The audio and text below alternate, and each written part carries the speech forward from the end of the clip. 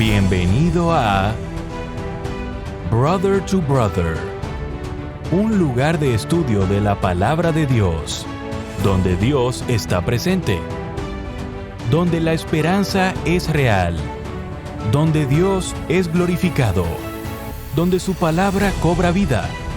Escuela sabática, reflexiones, estudios bíblicos y más. Gracias por estar aquí.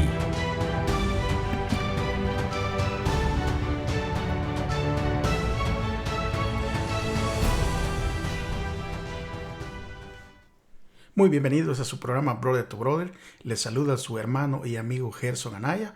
Una vez más agradecido con Dios porque ha permitido que lleguemos hasta una lección más y poder grabar y transmitir estos videos. Agradezco también sinceramente a todos aquellos que ven estos videos, que los comparten y que también hacen el favor de dejar esos likes, ¿verdad? Y también se han suscrito. Recuérdense que esa es la manera como esta plataforma ayuda a compartir el video con aquellas personas que hacen una búsqueda. Y nomás les quiero aclarar algo, que este programa no está monetizado, de ninguna manera estamos haciendo negocio, así que siéntase libre de compartirlo, no tiene ningún derecho reservado, así que con confianza, por favor háganlo. Antes de poder comenzar, vamos entonces a orar. Y recuérdense que cada semana yo les digo que por favor traigan su Biblia, que la tengan con ustedes para referencias y también su libro de estudios. Así podemos todos estar en el mismo contexto. Así que por favor acompáñenme para poder orar reverentemente. Bendito Dios y Padre que está en el cielo, santificado y glorificado sea su nombre. Pedimos, Señor, por el perdón de nuestros pecados. Pero también pedimos la asistencia del Espíritu Santo para que abra nuestro discernimiento y que nos ayude a entender cada palabra y cada lección, pero sobre todo que nos ayude a retener y a practicar. En el nombre de Jesús. Amén. Hoy sí, una vez más, gracias, y recuérdense que cada semana tiene un título, y el título para esta semana es Jesús, el sacrificio perfecto. Y nuestro versículo para memorizar viene en Hebreos 10:14 y dice de la siguiente manera: porque con una sola, oígase bien, con una sola ofrenda, hizo perfectos para siempre, ¿a quiénes? A los santificados. Nosotros podemos mirar aquí, ya entrando, ¿verdad?, a esta lección, vamos a ir viendo que siempre el versículo que viene para memorizar nos da la base acerca de lo que se va a tratar la lección. Ahora, la idea de que un hombre declarado culpable y ejecutado en una cruz debería ser adorado como Dios era ofensiva para la mentalidad antigua. O sea, las escasas referencias a la crucifixión en la literatura romana muestran una aversión a la idea esa. Ahora, para los judíos, la ley declaraba que un hombre empalado en un árbol era maldito por Dios, de acuerdo con el libro de Deuteronomio 21 y versículo 23. Por consiguiente, los primeros motivos que encontramos en las pinturas cristianas de las catacumbas eran el pavo real, que supuestamente simbolizaba la inmortalidad, una paloma, la palma de la victoria del atleta y el pez.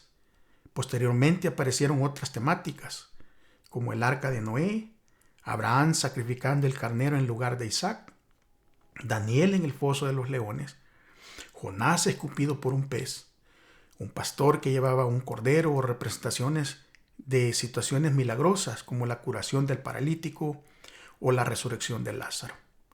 Todos estos eran símbolos de salvación, de victoria y cuidado. La cruz, por otro lado, transmitía una sensación de derrota y vergüenza. Sin embargo, fue la cruz la que se convirtió en emblema del cristianismo. De hecho, el apóstol Pablo simplemente calificó el evangelio como la palabra de la cruz en 1 Corintios 1:18. Esta semana veremos la cruz tal y como aparece en el libro de Hebreos.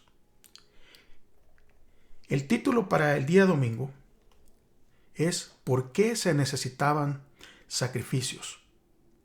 Hebreos 9:15 explica que la muerte de Jesús como sacrificio tenía el propósito de ofrecer redención de las transgresiones que habían durante el primer pacto, a fin de que los elegidos de Dios reciban las promesas de la herencia eterna.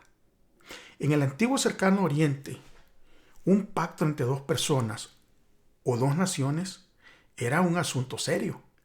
Implicaba un intercambio de promesas bajo juramento. Entrañaba la suposición de que los dioses castigarían a quienes rompieran el juramento. A menudo estos pactos se ratificaban mediante el sacrificio de un animal. Por ejemplo, cuando Dios hizo un pacto con Abraham, la ceremonia implicó cortar animales por la mitad. Usted puede leer eso en el libro de Génesis, capítulo 15, versículos 6 al 21. Los participantes caminaban entre las partes como un reconocimiento de que esos animales representaban el destino de la parte que rompía el pacto. Ahora, en la historia de Génesis 15, 6 al 21 de Abraham, es notable que solo Dios haya caminado entre los animales, con el propósito de comunicarle a Abraham que él no rompería su promesa. Al leer Génesis 15, del 6 al 21, y Jeremías 34, del 8 al 22, miramos que estos pasajes nos enseñan que el pacto con Dios le daba a Israel acceso a la tierra prometida como herencia. Sin embargo, implicaba un conjunto de mandamientos y la aspersión de sangre sobre un altar. Esta aspersión implicaba el destino de la parte que rompía el pacto. Por eso, el libro de Hebreos, capítulo 9, versículo 22, dice claramente: sin derramamiento de sangre no hay remisión de pecados. Cuando Israel rompió el pacto, Dios afrontó un doloroso dilema. ¿Por qué? Porque el pacto exigía la muerte de los transgresores. Pero Dios amaba a su pueblo. Ahora, si Dios simplemente miraba para otro lado o se negaba a castigar a los transgresores, sus mandamientos nunca serían aplicables y este mundo se hundiría en el caos. No obstante, el Hijo de Dios se ofreció como sustituto.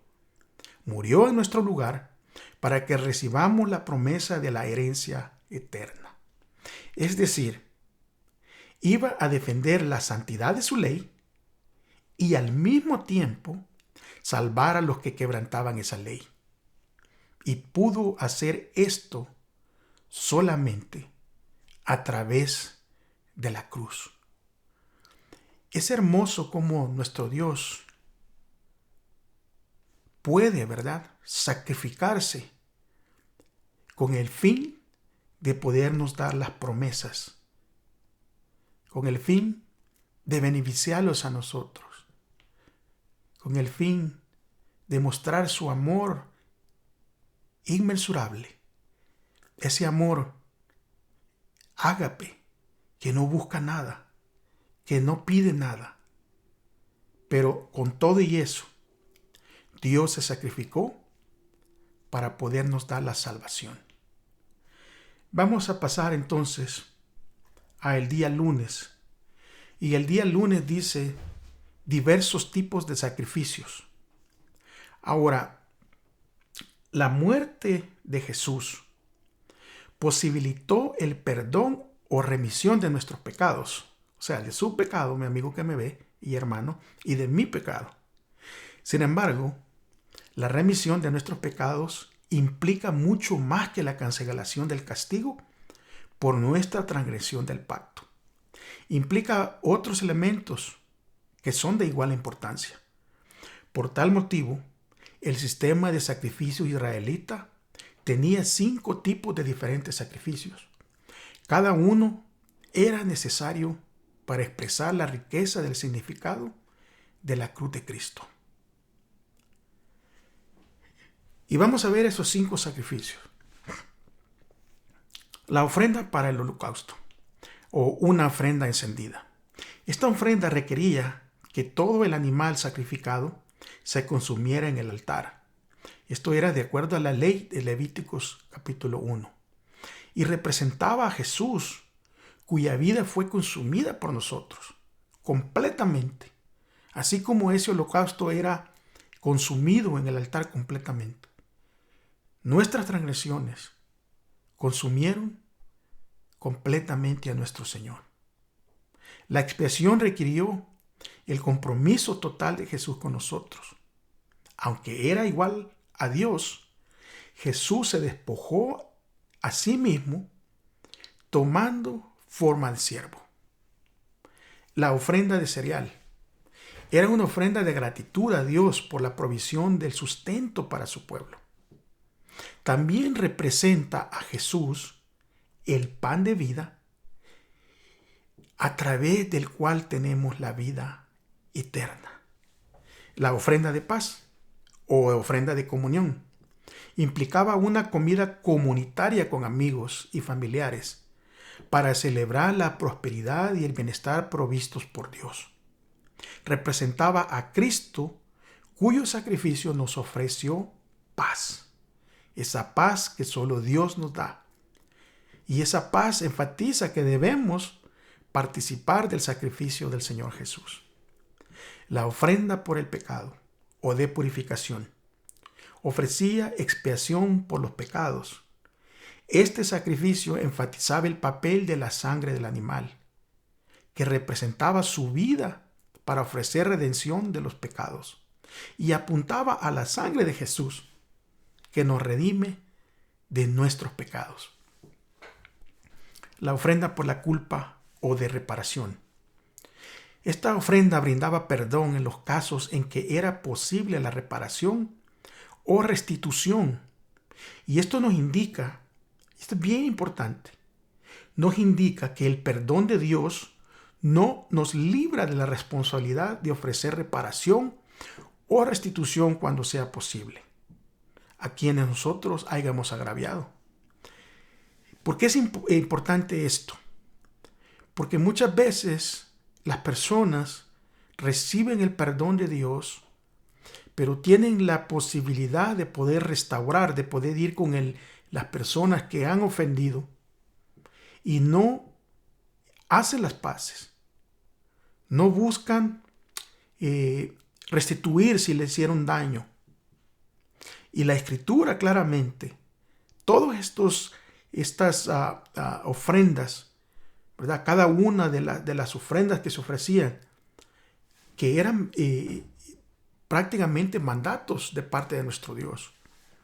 Y de la restitución es algo que es muy importante, porque muchas veces creemos que porque ya Dios nos perdonó, todo el daño que le hicimos a ciertas personas, todo el daño que le hicimos a veces incluso a seres queridos, simplemente lo ponemos en el olvido. Y recordemos que la palabra de Dios no dice eso. Los sacrificios del santuario nos enseñan que la experiencia de la salvación es más que simplemente aceptar a Jesús como nuestro sustituto. También necesitamos alimentarnos de Él, compartir sus beneficios con los demás y ofrecer reparación a quienes hemos agraviado. ¿Está viendo? Déjeme repetir esto porque esto es bien importante. Los sacrificios del santuario nos enseñan que la experiencia de la salvación es más que simplemente aceptar a Jesús como nuestro sustituto. También necesitamos alimentarnos de la palabra de Dios. Y luego de que estamos alimentados, tenemos que compartir los beneficios de haber conocido al Señor Jesús. Y también ofrecer reparación a quienes hemos agraviado. Recuérdense que la Escritura en Mateo 6 habla, ¿verdad?, de que tenemos que perdonar a aquellos así como nosotros hemos sido perdonados. Y todo esto, hermanos, creo que nos tiene que alegrar porque cada una de estas cosas nos ayudan a ir entendiendo más de cómo es que el Señor Jesús nos transforma y qué es lo que Él desea que haya en nosotros. Martes, el sacrificio perfecto de Jesús. Al leer Hebreos 7:27 y 10:10, se describe el sacrificio de Jesús como eterno y suficiente, porque los sacerdotes levitas, que llegaron a ser muchos debido a que por la muerte no podían continuar, esto contrastan con Jesús, quien vive para siempre. O sea, Él vive para siempre y tiene un sacerdocio como eterno. Los sacerdotes levitas cada día y cada año ofrecían ofrendas y sacrificios que no tenían poder alguno para perfeccionar la conciencia de los que celebraban ese culto. Sin embargo, Jesús ofreció una vez para siempre un solo sacrificio que limpia nuestra conciencia y quita el pecado de en medio. El sacrificio de Jesús es superior al sacrificio de los animales, porque Jesús es el Hijo de Dios y cumplió perfectamente la voluntad de Dios. La descripción del sacrificio de Jesús es una vez para siempre, pero tiene varias implicaciones importantes. En primer lugar, el sacrificio de Jesús es perfectamente eficaz y nunca podrá ser superado. Los sacrificios de los sacerdotes levitas se repetían porque no eran eficaces, porque de otra manera no habrían dejado ya de hacerse sacrificios, pues los que rinden culto purificados de una vez por todas ya no se habrían sentido culpables de pecado. ¿Está viendo? Ahora, en segundo lugar, los diferentes tipos de sacrificios del Antiguo Testamento encontraron su cumplimiento en la cruz. Por lo tanto, Jesús no solo limpia de pecado, también ofrece santificación. Antes de que los sacerdotes pudieran acercarse a Dios en el santuario y ministrar en favor de sus semejantes, tenían que purificarse y santificarse ellos mismos. Tenían que consagrarse. El sacrificio de Jesús nos limpia y nos consagra para que podamos acercarnos a Dios con confianza y servirlo como real sacerdocio. Y finalmente, el sacrificio de Jesús también sustenta nuestra vida espiritual. Ofrece un ejemplo para observar y seguir. Por lo tanto, Hebreos nos invita a fijar nuestros ojos en Jesús, especialmente en los eventos de la cruz, y a seguir su ejemplo. La cruz es la base de todos los beneficios que Dios nos conceda. Ofrece purificación del pecado, santificación para servir y alimento para crecer. Y yo te voy a hacer una pregunta. Y después de que escuches, que veas este video y analices, en el comentario puedes contestar esta pregunta. Y la pregunta es, ¿cuál es la mejor forma de experimentar más de lo que recibimos en Jesús? Una vez más, para que dejes comentarios. ¿Cuál es la mejor forma de experimentar más de lo que recibimos en Jesús? Vamos a pasar entonces al día miércoles. Y el día miércoles, el título es La cruz y el costo del perdón. Y para entender eso, vamos entonces a leer Hebreos capítulo 9, versículo 22 al 25. Leo de esta manera. Y casi todo es purificado según la ley con sangre, y sin derramamiento de sangre no se hace remisión. Fue pues necesario que las figuras de las cosas celestiales fueran purificadas así, pero las cosas celestiales mismas con mejores sacrificios que estos, porque no entró Jesús en el santuario hecho por mano de hombre, figura del verdadero, sino en el cielo mismo, para presentarse ahora por nosotros ante Dios. y no para ofrecerse muchas veces, como entra el sumo sacerdote en el lugar santísimo cada año, con sangre ajena. Ahora, ¿qué dice este pasaje sobre la obra de Cristo en el santuario celestial? La idea de que el santuario celestial necesita ser purificado tiene sentido en el contexto del santuario del Antiguo Testamento. El santuario es un símbolo del reinado o gobierno de Dios. Y la forma en que Dios trata con el pecado de su pueblo afecta la percepción pública de la justicia de su reino. Ahora, como gobernante, Dios es el juez de su pueblo y se espera que sea justo, que se reivindique, ¿verdad?, al inocente y que se condene al culpable. Por lo tanto, cuando Dios perdona al pecador, asume la responsabilidad judicial. O sea, el santuario que representa el carácter y la administración de Dios está contaminado. Esto explica por qué Dios carga con nuestros pecados cuando perdona. En el hebreo original, perdonar, la palabra nosé, en estos versículos significa llevar o cargar. El sistema sacrificial del santuario israelita ilustra este aspecto.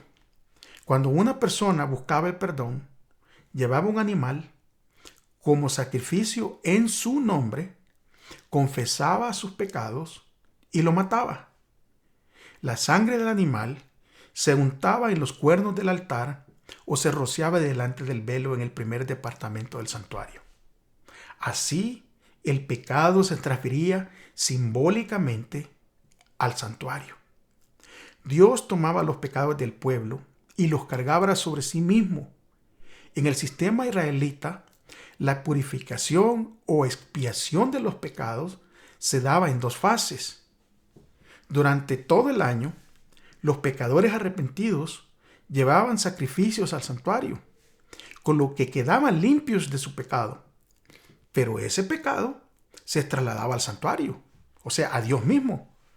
Al final del año, en el día de la expiación, que era el día del juicio, Dios purificaba el santuario, con lo que quitaba su responsabilidad judicial al transferir los pecados del santuario al macho cabrío, Azazel, que representaba a Satanás. Este sistema de dos fases, representado por los dos departamentos del santuario terrenal, que eran un modelo del santuario celestial, le permitía a Dios mostrar misericordia y justicia al mismo tiempo. ¿Por qué?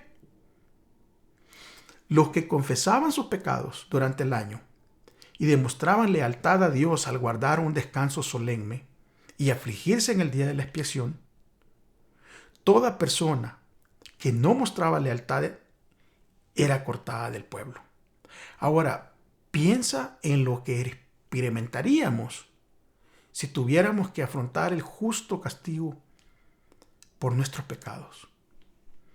Creo que al escuchar esto y al leer esto, nos tiene que ayudar en gran medida a comprender lo que Cristo ha hecho por ti y ha hecho por mí. Yo creo que esta forma en la que estamos estudiando, en la que estamos aprendiendo, si lo hacemos en oración y lo hacemos con un corazón humilde, sumergidos y dirigidos bajo la unción del Espíritu, nos va a traer una paz y una tranquilidad, pero también nos va a dar un sentido de apreciación sobre todo el sacrificio que Cristo hizo por nosotros. El día jueves, el juicio y el carácter de Dios. El juicio y el carácter de Dios. Y para eso vamos a leer el libro de Romanos, ¿verdad? Capítulo 3, versículo 21 al 26. Dice de la siguiente manera: pero ahora, aparte de la ley, se ha manifestado la justicia de Dios, testificada por la ley y por los profetas. La justicia de Dios por medio de la fe en Jesucristo, para todos los que creen en Él, porque no hay diferencia. Por cuanto todos pecaron y están destituidos de la gloria de Dios, siendo justificados gratuitamente por su gracia mediante la redención que es en Cristo Jesús, a quien Dios puso como propiciación por medio de la fe en su sangre, para manifestar su justicia a causa de haber pasado por alto en su paciencia los pecados pasados, con la mirada de manifestar en este tiempo su justicia, a fin de que Él sea el justo y el que justifica al que es de la fe en Jesús. Porque no me avergüenzo del Evangelio, porque poder de Dios para salvación a todo aquel que cree, al judío primeramente y también al griego. Porque el Evangelio, la justicia de Dios, se revela por fe y para fe, como está escrito en la Escritura en Romanos. El justo, ¿verdad? Mas el justo por la fe vivirá. Y es importante que nosotros entendamos eso. Porque cuando vamos viendo todo el sacrificio que nuestro Señor hizo, cuando nosotros miramos, ¿verdad?, todo el dolor que Él pasó sin necesidad, por amor a nosotros. Porque fíjense que el libro de Romanos, capítulo 5 y versículo 8, dice de la siguiente manera: mas Dios muestra su amor para con nosotros, en que siendo aún pecadores, Cristo murió por nosotros. La redención en la cruz para perdón de nuestros pecados revela acerca de Dios, su carácter. El perdón de nuestros pecados implica dos fases en la mediación de Jesús en los dos departamentos del santuario celestial. Porque en primer lugar, Jesús quitó de en medio nuestros pecados y Él mismo los cargó en la cruz para ofrecer perdón a todos los que creen en Él. En la cruz Jesús obtuvo el derecho de perdonar a todo el que crea en Él, porque Él cargó con esos pecados. Y también estableció un nuevo pacto que le permite poner la ley de Dios en el corazón de los creyentes mediante el Espíritu Santo. Una segunda fase del ministerio de Jesús consiste en un juicio, el juicio previo al advenimiento, que aún era futuro desde el punto de vista de los hebreos. Y este juicio comienza con el pueblo de Dios y se describe en el libro de Daniel y en el libro de Mateo y en el libro de Apocalipsis. Su propósito es mostrar la justicia de Dios al perdonar a su pueblo. En este juicio los registros de su vida estarán abiertos para los que vean, que lo vea todo el universo. Dios mostrará lo que sucedió en el corazón de los creyentes y cómo abrazaron a Jesús como su Salvador y aceptaron al Espíritu en su vida. El hombre por sí mismo no puede hacer frente a las acusaciones de Satanás. Con sus ropas manchadas de pecado, confiesa su culpabilidad delante de Dios. Pero Jesús, nuestro abogado, presenta una súplica eficaz en favor de todos los que mediante el arrepentimiento y la fe le han confiado la guarda de sus almas. Intercede por su causa y vence a su acusador con los poderosos argumentos del Calvario. Su perfecta obediencia a la ley de Dios, aún hasta la muerte y muerte de cruz, le ha dado toda potestad en el cielo y en la tierra. Y Cristo solicita a su Padre misericordia y reconciliación para el hombre culpable. Pero aunque debemos comprender nuestra condición pecaminosa, debemos fiar en Cristo como nuestra justicia, en Cristo como nuestra santificación y redención. No podemos contestar las acusaciones de Satanás contra nosotros. Solo Cristo puede presentar una intercesión eficaz en nuestro favor. Él puede hacer callar al acusador con argumentos que no se basan en nuestros méritos, sino en los méritos suyos, en los méritos de Cristo. Es por eso, hermanos, que nosotros tenemos que poner nuestra fe en el ministerio de Jesús en nuestro favor. Y debemos de esperar el juicio con confianza, pero con humildad y arrepentimiento. Hemos aprendido algo hermoso esta semana, porque al mirar y repasar cómo todos los sacrificios del Antiguo Testamento, todos los sacrificios de ese santuario terrenal, apuntaban a una sola cosa, al santuario celestial. Y ese cordero inocente que moría sin ninguna culpa, que moría por las transgresiones de aquel pecador, apuntaban al verdadero Cordero de Dios que quita el pecado del mundo. Agradecido con el Señor, porque al haber repasado estas lecciones, nosotros podemos entender, nosotros podemos ver cómo Dios día a día, momento a momento, intercede por nosotros en el santuario celestial. Yo quiero apelar a tu corazón, a que si tienes tal vez una duda o desconfianza por algún pecado que tú hayas cometido en el pasado, y te sientes culpable y tal vez puedes decir y sentir y oír la voz del acusador que te dice no mereces perdón, yo te quiero decir en el nombre de Jesús,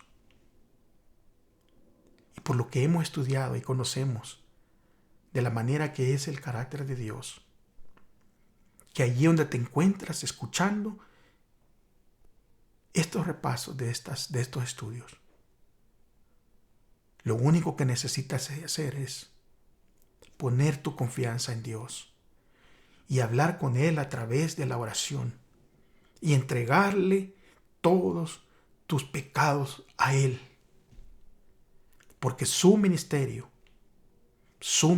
sacerdotal es suficiente. Que Dios me los bendiga, hermanos. De verdad que estoy contento porque continuamos aprendiendo semana con semana. Nos veremos, si Dios permite, y si Él no ha regresado, la próxima semana para seguir estudiando.